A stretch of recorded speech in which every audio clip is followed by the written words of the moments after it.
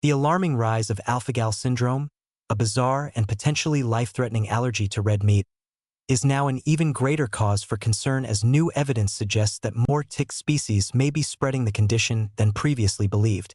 This disturbing development threatens to upend long-held assumptions about the origins and risks of AGS, making it clear that the dangers of tick-borne illnesses are escalating beyond what experts initially predicted. The latest reports of AGS cases outside the known range of the Lone Star tick point to an unsettling reality. The threat is growing, and the medical community is struggling to keep up. Recent cases involving a 45-year-old woman in Maine and a 61-year-old woman in Washington have sent shockwaves through the scientific community.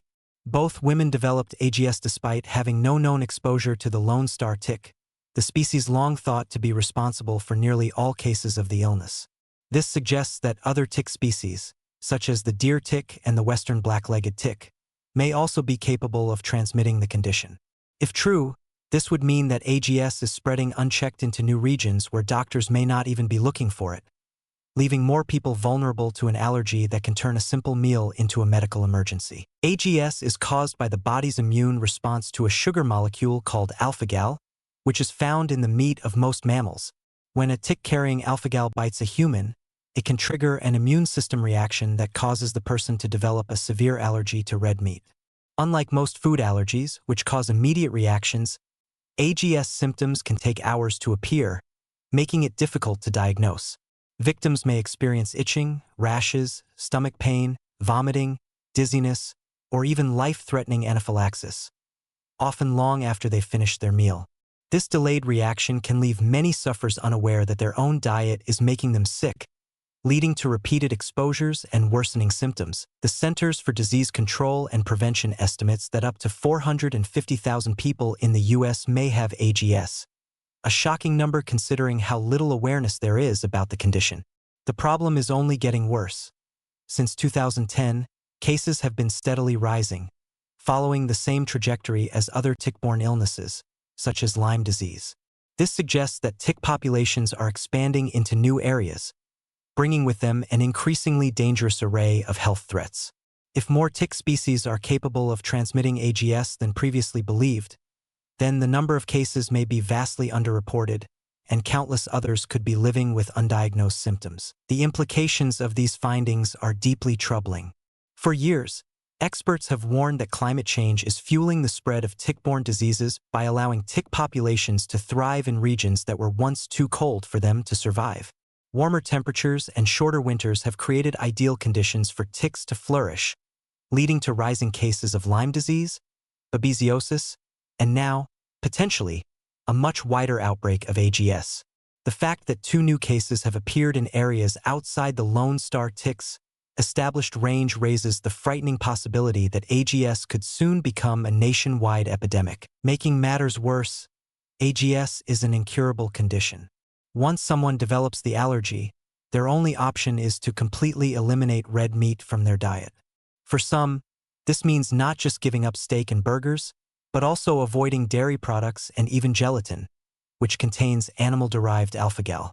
In severe cases, exposure to even trace amounts of alpha-gal can trigger anaphylaxis, requiring immediate emergency treatment.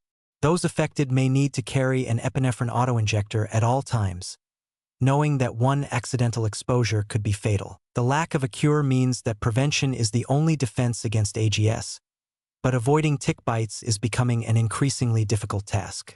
Ticks are now a year-round threat in many parts of the country, thriving not just in deep woods but also in suburban backyards, parks, and even city green spaces. Traditional advice: wear long sleeves, use insect repellent, check for ticks after being outdoors, remains essential, but as tick populations expand, it is clear that these measures alone will not be enough. Without broader efforts to control tick populations and invest in research for better prevention and treatment, more people will continue to fall victim to AGS and other tick-borne diseases. This latest discovery should serve as a serious warning. If multiple tick species are capable of spreading AGS, then we are dealing with a far bigger problem than previously understood. The medical community must act quickly to investigate how widespread the threat has become, and public health officials need to launch aggressive awareness campaigns to warn people about the dangers. The longer we delay, the more people will unknowingly put themselves at risk, and the greater the likelihood that AGS will become yet another major public health crisis. For those who enjoy eating red meat, the risks are no longer just theoretical. The spread of AGS means that something as routine as a barbecue or a trip to a steakhouse could lead to devastating consequences. The idea that a single tick bite could permanently alter someone's ability to eat meat is unsettling, but what's even more alarming is how little most people know about this condition.